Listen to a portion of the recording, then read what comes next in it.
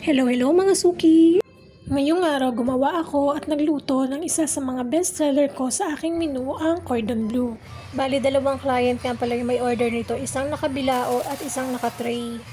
Yung naka-food tray, dadalhin siya sa King Solomon Academy sa may Salinas, Bacoor. Tapos yung isa namang nakabilao, dadalhin naman sa may Green Gate Annex A. O diba magkalayo?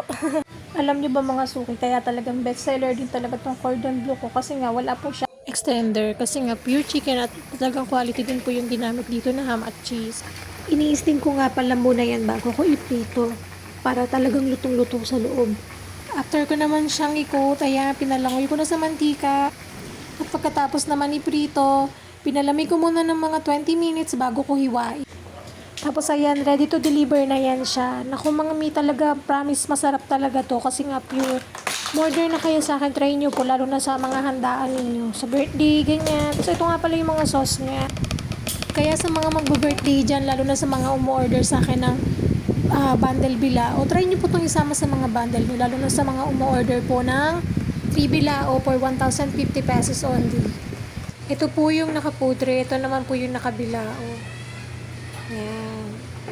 Sobrang sarap niyan, promise. Binuko na rin nga pala yan ng Lalamove at pinadeliver na kay client. Yun lang po muna for today. Thank you!